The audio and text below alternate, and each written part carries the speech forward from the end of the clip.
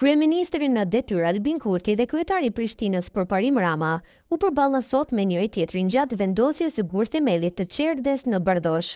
Ishte i pari i Prishtinës ai që gjatë adresimit për media ju lut kryeministrit në detyrë që ta zhbllokonte buxhetin e kryeqytetit, duke përmendur projekte të mëdha të ngecura për shkak të mungesës së bashkëpunimit. E Kurti u përgjigj duke kritikuar Ramon për mënyrën si e cilësoi projektet dhe duke aluduar në humbjen e tij në zgjedhjet lokale, duke thënë se kryetari Rama pas vjeshtës duhet të gjejë një punë tjetër. E në këtë përplasje mes tyre janë përfshirë edhe deputeti i LDK-s Paris Guri, ministri në detyrë i financave Hekuran Murati dhe drejtoresha e kulturës në Prishtinë, Sibel Halimi. Deputeti Guri e komentoi me një postim në Facebook deklaratën e sotme të kryeministrit në detyrë Albin Kurti, ku i tha se Rama duhet të gjejë një punë tjetër në Vjeshtë. Qështu i thojshin edhe para 4 viteve përparimit, po i vetmi që e ka pas ndërru vendin e punës ka qenë Arben Vitia.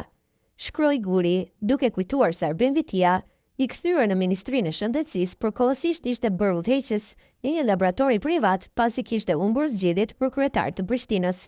E ministri në detyrë Hekuran Murati tha se opozita është fajtore që ka mbetur pezull edhe ndryshim plotësimi i ligjeve të buxhetit. Për shkak se opozita po e bllokon konstituimin e kuvendit, ka mbetur pezull edhe ndryshim plotësimi i ligjit të buxhetit që do të përfshinte buxhetin e 3 komunave të cilat ishin vonuar në miratimin e buxheteve komunale, sipas afateve ligjore. Pra buxhetet komunale janë miratuar në asamblen përkatëse tek pas votimit të ligjit të buxhetit në kuvend dhe kësaj ato buxhete ende nuk janë në fuqi. Njëra nga këto komuna që është vonuar në miratimin e buxhetit është edhe Prishtina, ka shkruar Murati. Murati tha se Rama duhet të ankohet tek partia e tij LDK-ja, e cila po vonon plotësimin e ligjit të buxhetit duke mos e votuar. Pra, kur Porparim Rama kërkon zhbllokimin e buxhetit komunal, adresa e duhur për ankesë është pikërisht partia e tij LDK-ja, e cila duke mos votuar për konstituimin e kuvendit, po e vonon dhe plotësimin e ligjit të buxhetit për ta përfshirë edhe buxhetin e komunës së Prishtinës si pjesë përbërëse.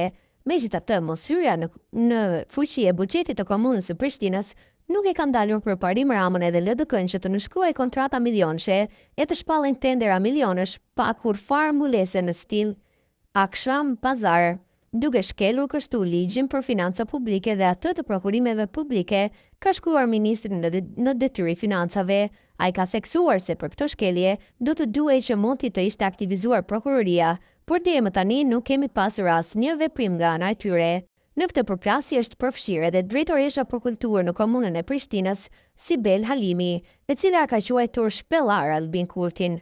Mendosi shpelle, ky është realiteti që vazhdon të mbys çdo ide, çdo iniciativë dhe çdo përpjekje për të bërë kryeqytetin një vend më të jetueshëm dhe më dinjitoz.